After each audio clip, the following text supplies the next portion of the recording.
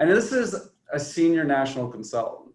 So here I am thinking like, all right, my leader in Minnesota and my manager in Minnesota, they were great. They're teaching me things. I'm growing, I'm learning, I'm making money. I come here making no money, lying to people. And this guy is the biggest scam artist I've ever met. This is everything worst case scenario.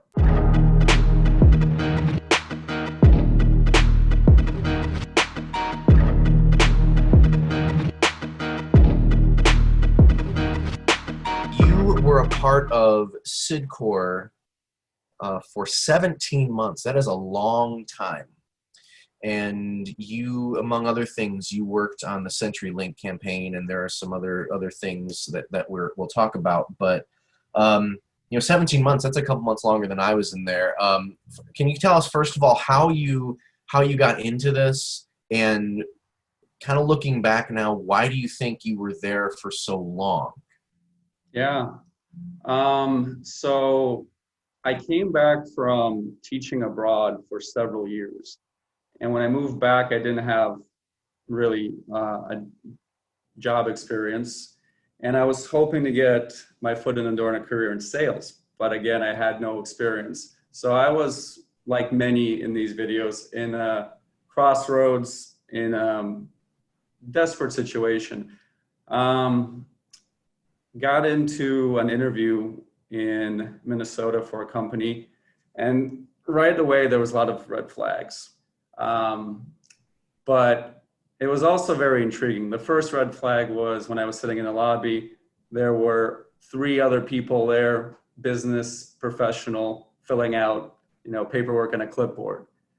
The receptionist was super friendly to me, almost as if she wanted me to be happy.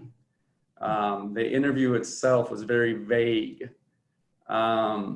The reason why I came to the second interview, the third, and accepted the offer was because the person interviewing me, my owner, he came across as professional. He came across as someone I could learn from. And I mean, it was an entry-level sales position. So I was okay with that. As I started, meeting the people, and, there was a lot of other little red flags. For example, the owner was partnered with a younger owner. He was more of a veteran. He was in the business 9 years at the time. And this was, when CenturyLink launched Prism in Minnesota. So it was exciting because unlike some of the many other Cydcor offices, this one was actually bringing in a lot of sales. And we were the first office to get these leads. So it was an exciting time. People were doing 2-3 apps a day. And these apps were, at the time, a internet TV was 165. Internet TV and phone was 202. And people were hitting, $500 days. So that was my introduction. It was sales. People were doing well. The office had a much higher level of sophistication than the other Cydcor offices that I worked for. So it was a more professional office. Now, when CenturyLink representatives came to do their rounds in Minnesota, this was the office that they were always lured to because it just had a higher standard. The other interesting fact about this office was, now this is going to sound strange, they had older people in this office. I was 28 at the time. They had people in their 30s. We had one guy in his mid-50s. Wow. So you start asking yourself, well, what are these people doing here? There's got to be something here. I need to find out more. People are doing well. But really the reason why I got lured in for as long as I did was when I first started out, I did not do well. I was struggling. I could not get promoted to leadership. It took me about a month to get promoted. But when I started, I told myself, I'm going to try sales. Like, this is going to happen and I'm going to figure out basic sales, or it's not, and I'm going to do something else with my life. This is going to be like that test because it's entry-level sales. Sure. So after struggling for a month and then figuring it out and starting to do well and having that validation and that support from, you know, everyone in the office, the kind of cult-like mentality of you're doing it, and then getting trusted to interview people, starting to build a team. And we had 30, 40 people in the office. I started becoming one of the top producers.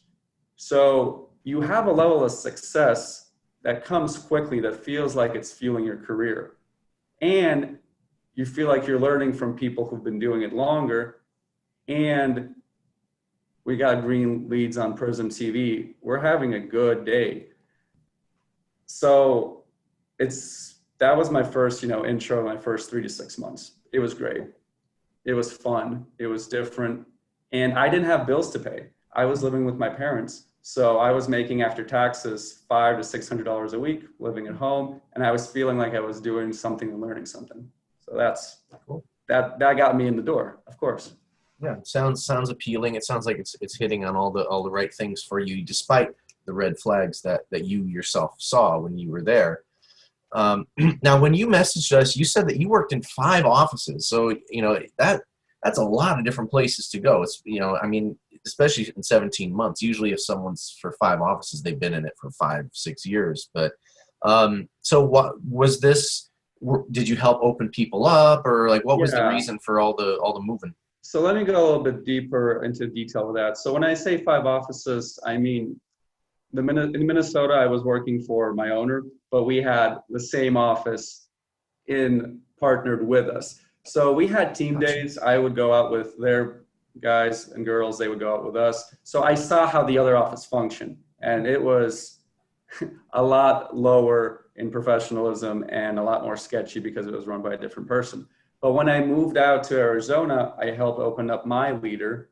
And again, same thing. We had his office and the other owner's office. But then there was a dispute between the partners. So then that's when we moved in with Michael Sessions to his organization, and we partnered with him. So that's what I mean when I say 5 offices. Gotcha. Really, it's more like 3 offices, but because you have partners, you see how they run their you know, franchise, whatever you want to call it. Yeah. What do you remember about, you know, being on the CenturyLink campaigns and the whole sales shtick? Because, you know, you have this pitch that you have to recite hundreds of times a day, dealing with rejection. A lot of the interviews I've done recently, they talk about a lot of the really shady sales practices that a lot of people that work for these companies use, and a lot of the owners ignore. Like, what do you remember from your time in the field? So the field was always very interesting depending on where you get sent. If you get sent to a lower income neighborhood, it's going to be very different from an upper scale neighborhood from apartments. But what I remember about the pitch, it was very basic, very simple. Like you've heard, the 5 steps to conversations, you know, the 4 impulse factors, you know, we were going up against Comcast at the time, and Comcast was not a very popular company. And this was the first time fiber optic television, Prism, came to be in Minnesota. So I don't want to say it was easy, but it was definitely easier than what I've heard from the DirecTV campaign and some of the other campaigns. Yeah, there was sketchy things going on. You know, we're just here to lower your bill. I mean, we're going to buy out your contract. Well, buy out your contract. I don't know what their contract is. Buy out your contract. We're going to give you a $150 gift card. But it's just the language that was used to make people think maybe a certain way. At the end of the day, I mean, people pushed the truth, but it wasn't like some of the other campaigns I heard, such as the energy campaign. I mean, that was just flat out lying to people. But there was definitely verbiage used that was disingenuous. Other than that, the hardest thing really was trying to be as ethical as you can be while training a new person.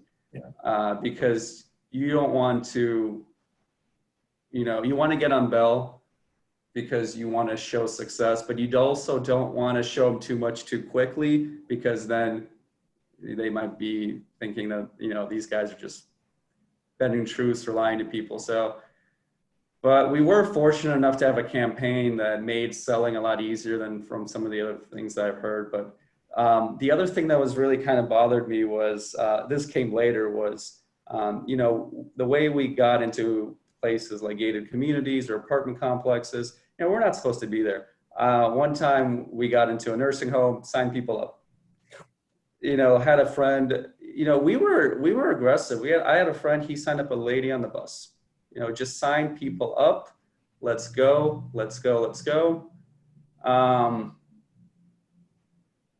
When you go to a lower income neighborhood, it's a shit show. It's a shit show because these people, they don't have credit usually to get the a cable service. So you go into someone's home, you build some trust, and then you let them know, you know, who has money for deposit. Let's sign up maybe your kids. They're 18, they have credit. Let's sign them up. Let's sign them up. You know, whatever you have to do, just get people on the service. So I would say that was maybe more that bothered me than the language or the verbiage.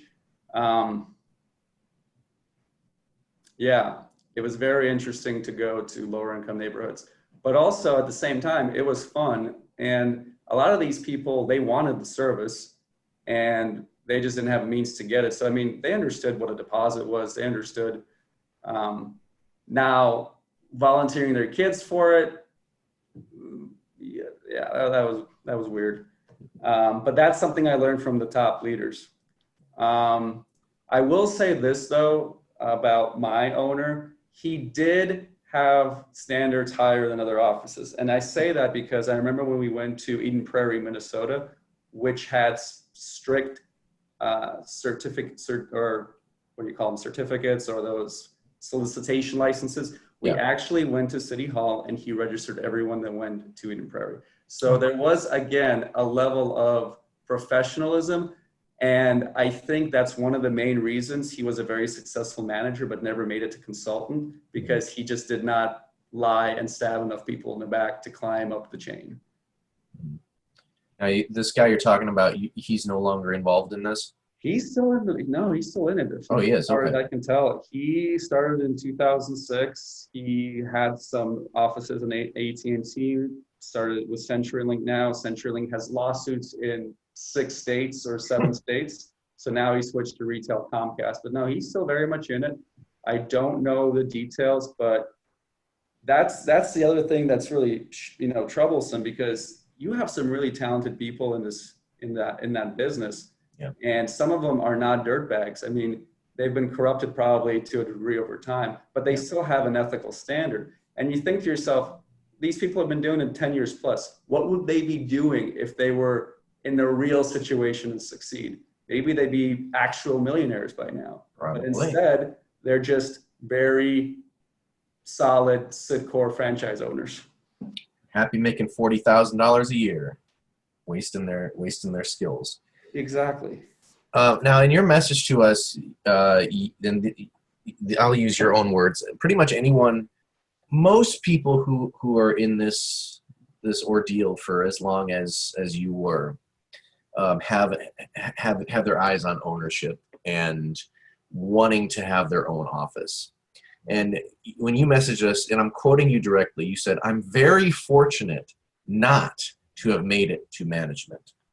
So obviously you have a couple years clarity between you and this experience. While you were in it, were you gung-ho, get me my office? And now that you've been out of it, what makes you say that you're fortunate to have not made it? When I got in it, I was very cautious because there was a lot of red flags. And I saw people like my owner, and I would say to myself, I want to learn from this guy. I want to be like this guy. Then I saw this other partner that he had, the rookie owner, and I'm like, this guy is shady. This guy's a liar. This guy, these people should not be in the same business, and they're preaching the same thing. Something's off. They just promoted an office when I started there. And of course, what really works with this industry is they keep you in the dark. Oh, they're doing great in Seattle. Well, how do we know they're doing great? Yep, yeah. They're just about to promote someone else to assistant management. Okay. But I don't know. And then, you know, I always I liked it because I felt good about myself. I felt like I was learning. I felt the people that I was recruiting, I really believe that, at least at first, towards the end in Arizona, no. But in the beginning, when I recruited people, when I interviewed people, I believed that I was recruiting them and teaching them and giving them a positive experience, the one that was, given to me. So I really believed in it, and I liked it, and I liked mentoring people, developing people, and I liked the people I worked with. Now, opening up another chain of this, I was hesitant because you move across the country and you're on your own, essentially. So I was very hesitant to do that. That's why I was very happy to do an expansion team to see if my leader, if what they said was actually going to match the experience. And when I moved to Arizona, no, it was the complete opposite. So that's what I meant by fortunate not to get to management, because he got to management, he went on a retrain, and he's still in it 5 years down the road. So I know some other people got to management, their relationships fell apart, they dropped out of school, they had issues with the IRS. I mean, it's vicious once you actually sign your credit, you link your credit to this establishment, and it's chaos. So you brought up a name earlier, Michael Sessions, who is essentially Cydcor royalty. He's on the Devil Corp website. He is, anyone who knows Cydcor knows Michael Sessions. He has a podcast, The Sessions Effect, which I've never listened to because I don't like to put garbage in my brain, but a little bit about The Sessions Effect. I'm just reading off of one of these podcast websites. He's the CEO of 600 Global, which you mentioned we have another name to talk about. But despite the twists and turns of the economy, Sessions has been leading a healthy and profitable business for over 19 years and helping close to 100 individuals run their own company, which is not at all true, because you do not run your own company in Cydcor or Smart Circle. You're basically incorporated, but if something happens, you take the fall and Cydcor makes money. You worked under Michael Sessions for a while. Can you tell us a little bit about him? This is his first appearance in the series. Did you learn anything from him? What was he like? Who is Michael Sessions? So Michael Sessions was the senior national consultant, and my owner fell under his org. So when I moved to Arizona, at first we partnered with another manager, but he was in another org, and there was some kind of problem between my owner in Arizona and him over recruitment. So Michael was in Phoenix. He said, "Come to my office. We'll start over."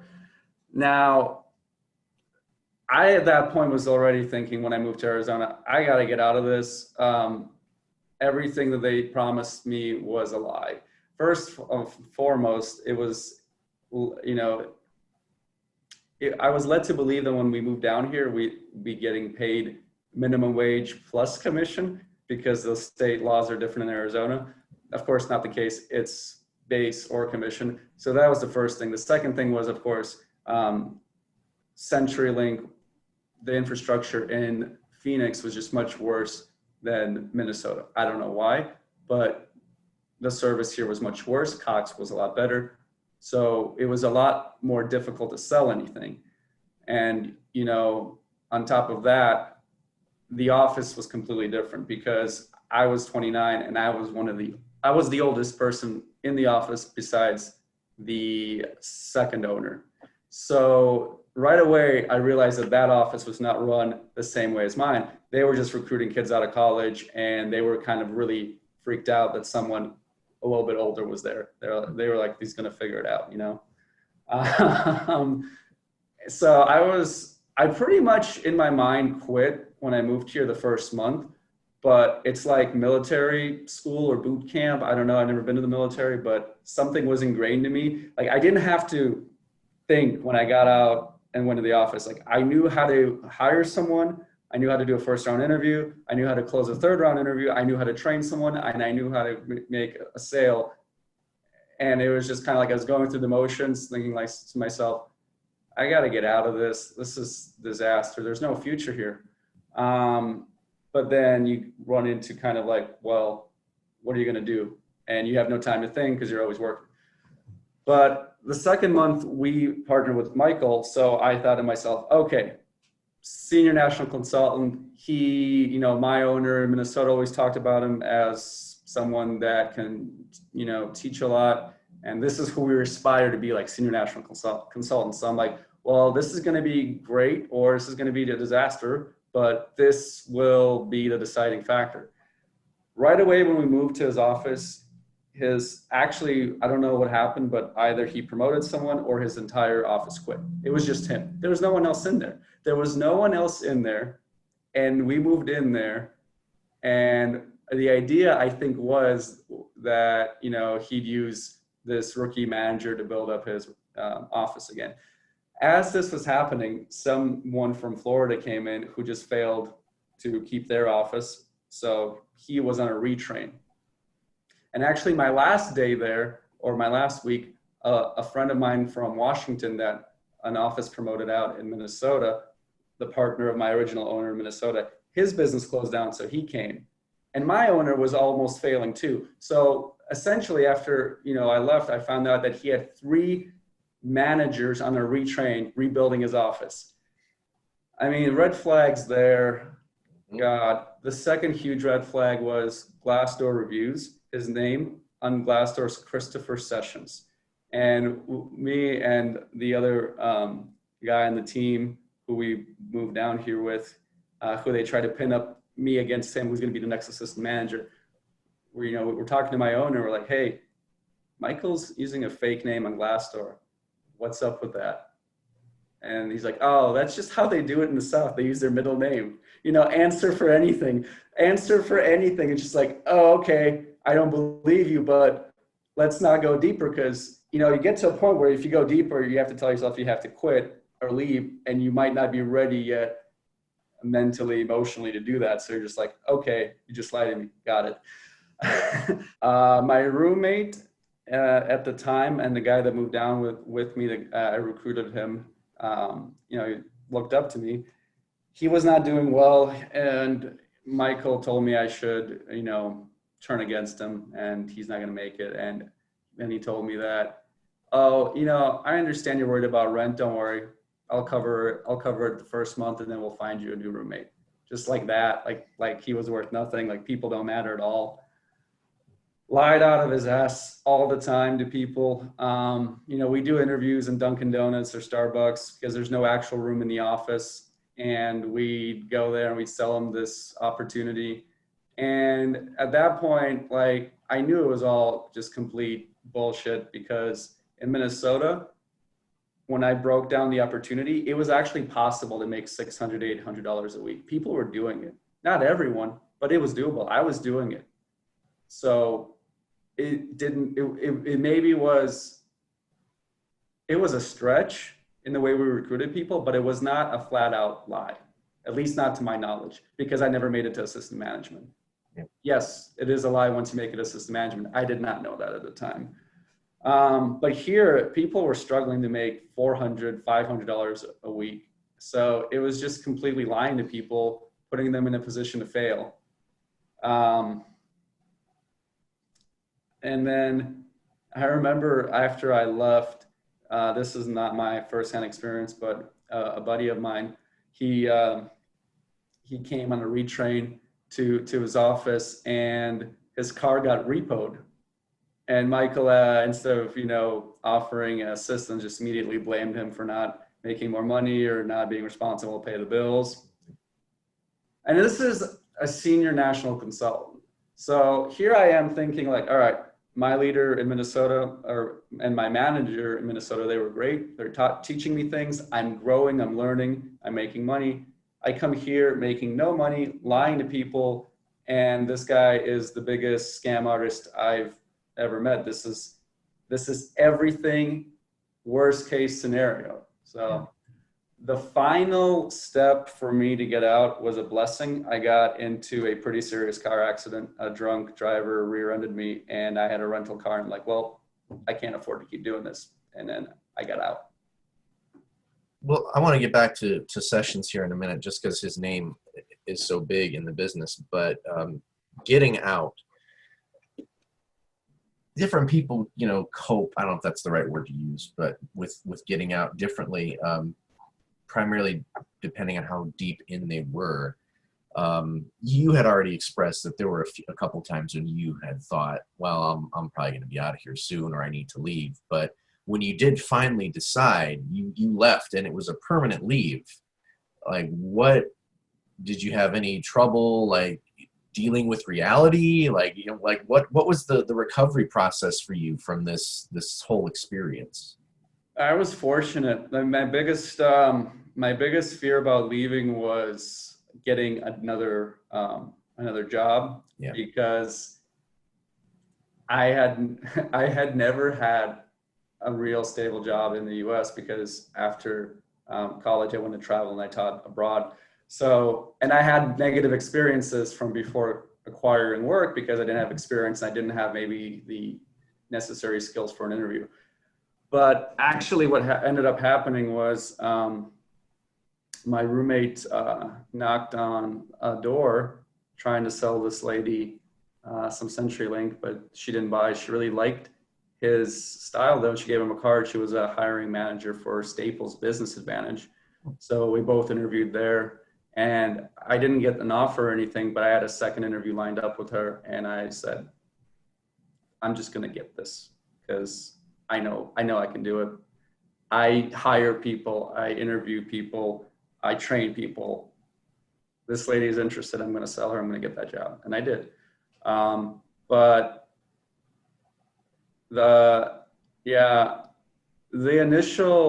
me leaving initially was super easy and it was liberating. It was a little bit challenging, kind of like, I don't even know if it's called, I don't know, like mild post-traumatic stress, like very mild.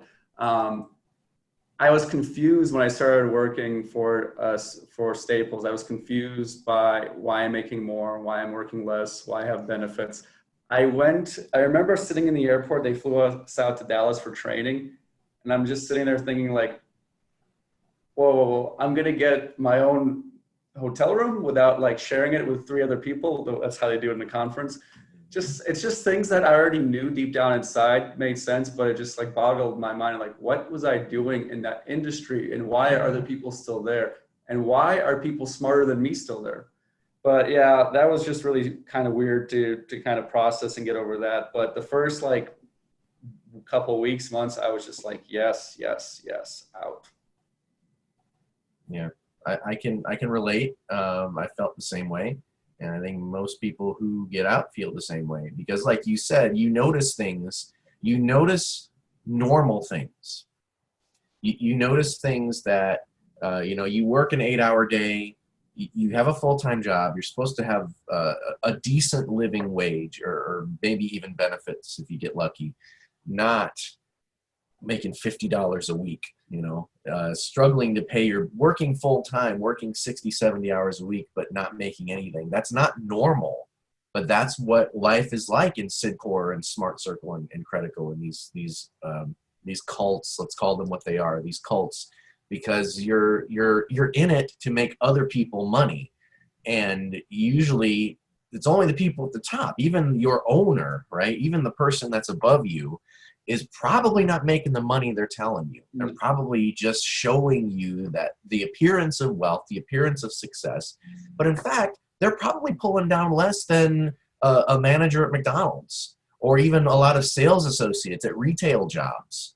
You could make a lot more money there, working a hell of a lot less, with a hell of a lot less stress and ridiculousness that you have to buy into. So going back quickly to Michael Sessions, I did a little research on him. Of course, I mentioned the podcast. He has a book out.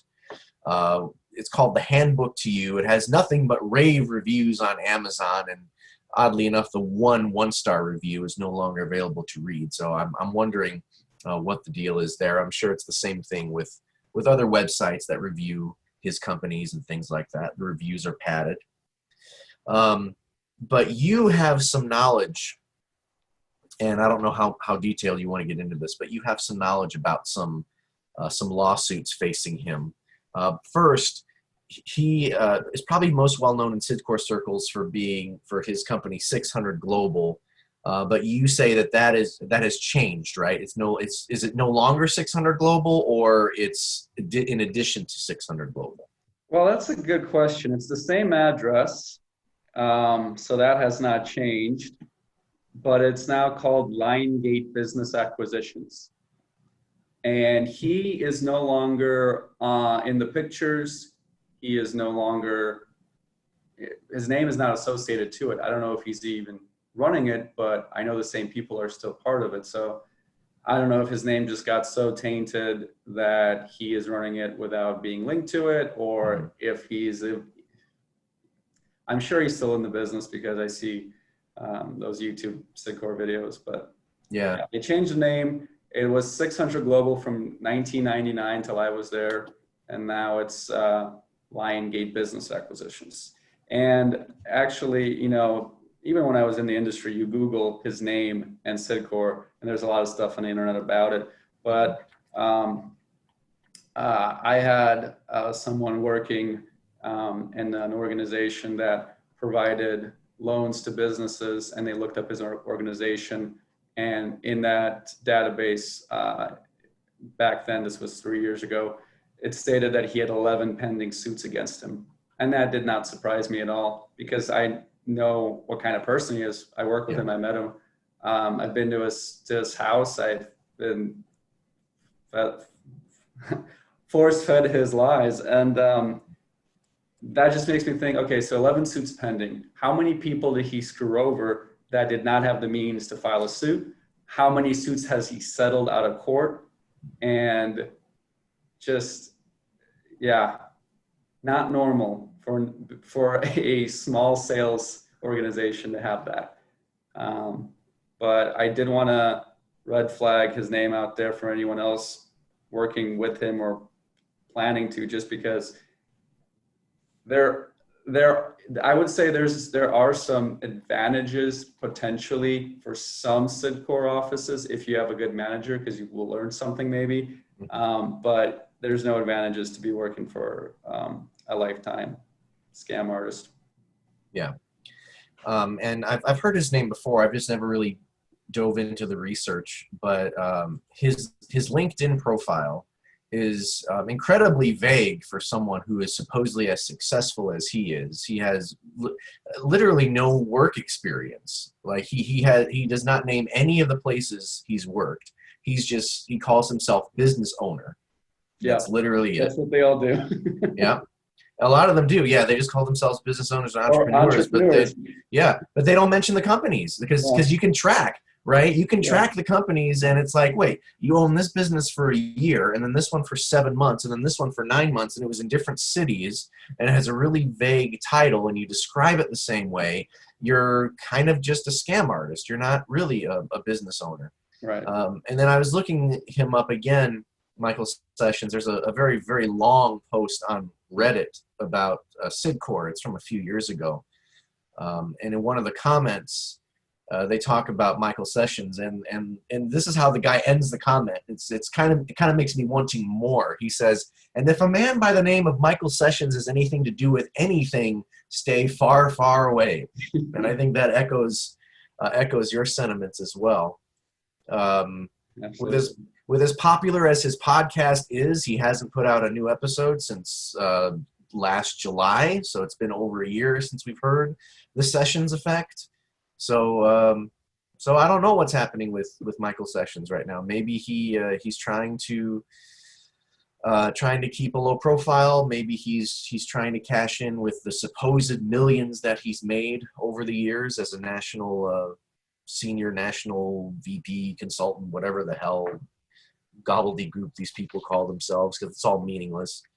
But I can see that a person like a Michael Sessions or a Shane Thurman from a previous video, they give off this this appearance of success, right? All you need is several suits that look really nice on you, give the appearance that you have money, and just talk in circles. Use a lot of very abstract language that people can interpret in different ways, and then limit people's frames of reference to the systems and then the other garbage that these companies teach you. And you, like you said earlier, with cult-like mentality, that could be somebody that people will follow regardless, because they appear so successful, even though at the heart of it, like you said, 11 lawsuits, who knows how many more there might be, who knows how many people he and these other Cydcor scam artists, these cons, have screwed over the years. But it's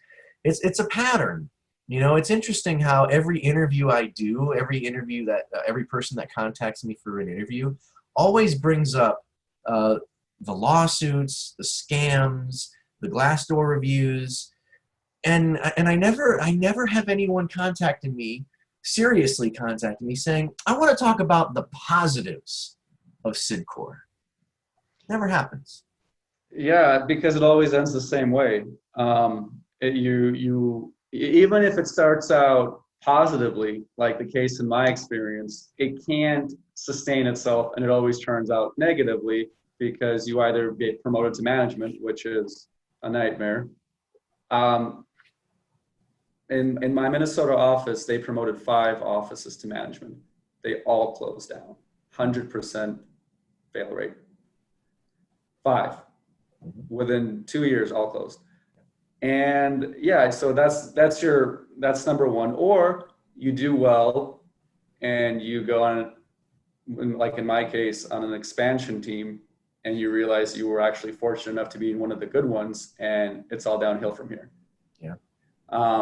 But yeah, I'm glad you mentioned the call-like mentality, because I don't know how it worked in what's the other one? Circle, the Smart Circle. Smart Circle. I don't know how it worked in Smart Circle, but our typical day-to-day, man, we were like, it was just very, very, very routine. For leaders, we come in at 10:30 for interviews at 11:30. We take them in our car to Starbucks. Some people went to the mall. I remember one of my buddies on a Saturday didn't want to spend $3 in coffee, so he took his interview to a park. And then after your interviews, you have your morning meeting. The new guys and girls are in hangback, so they get classroom one-on-one training on sales. And then the leaders are in the leader meeting, so they just teach you how to manipulate people. And then we have atmosphere, which is a motivational speech given by, quoted from someone that would be appalled if they knew that their quotes were used for this industry. And that makes you feel good to go out there and sell for the rest of the day. Yeah. And then, in the morning you play some games, you do some reviews, you practice pitch. Then in the night when you come back, you do the bell ceremony, which I always really enjoyed. I don't know if Smart Circle had that, but if you made 100 or more, you rang the bell. If you made 300 or more, you hit the gong. Yeah. And you always want to hit the gong and run around in the circle. And that was fun. The weird thing about our office is we had people in their like 50s doing that too. Yeah. Yeah, I don't know what, I mean, in Smart Circle, and so for as similar as Smart Circle and Cydcor and Credico and Appco and all these other companies are, they do have their differences. Like with the companies I was with Smart Circle, we didn't have a PM Atmo, which I know some companies do, some companies don't.